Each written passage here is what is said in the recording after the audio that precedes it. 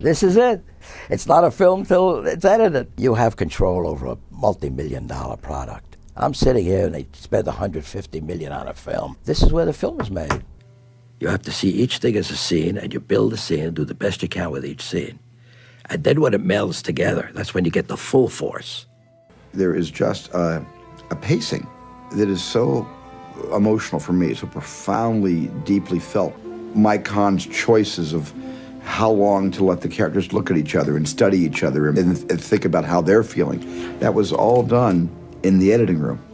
Meeting of the minds between those two great men happened in the editing room. I said, Steve, I want to run this scene for you. And he says, he's okay, and I run the scene, he looks at me. He said, I'll see you in the morning. He walked out, he was so emotionally involved with the scene, he couldn't believe that he shot it. It's just so real. We're all terribly affected by the film. There's something inside that takes over.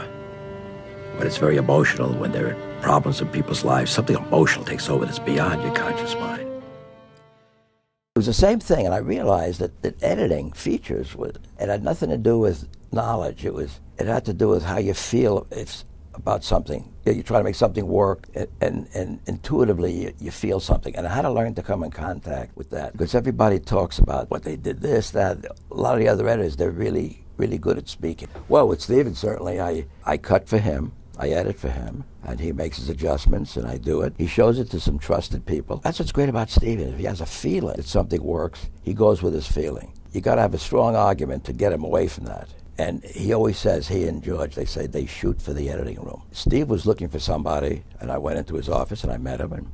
But then when I walked out, he said, I'll let you know, right? 3-4 days later, I get a call on the phone, and he says, why don't you meet me out at Devil's Tower, Wyoming, and work on this picture? And that's what happened. What was different was he was incredibly knowledgeable. He liked that I was straightforward and honest, and that's the kind of relationship we have. If he asks me to do something and I have trouble doing it, I say, hey, Steve, you better help me out on this. But there's an honesty there. We're not ashamed that, if I try to cut a scene a different way, he likes that because maybe he'll give another point of view. But then again, if it doesn't work, then he'll help me make it work, and I've eliminated that option. Normally we run together, he selects his takes, and then I put it together and all that kind of, just like every other editor. The other thing is his range of knowledge is mind-boggling. The beautiful thing about editing is, I guess maybe writers feel that way, I see all that film up there, it doesn't matter. One piece at a time, one scene at a time, one cut at a time. Same thing with editors and directors.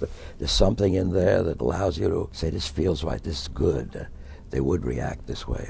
It's a feeling. If Steven agrees or doesn't agree, we'll make the changes, and we're putting something out there that millions of people are reacting to. That makes me feel pretty damn good. Thank you so much, Steven, for so many remarkable years we shared together editing these movies. When you love your work and you work with people you love, editing transforms itself into more than just work. It becomes your passion and your life.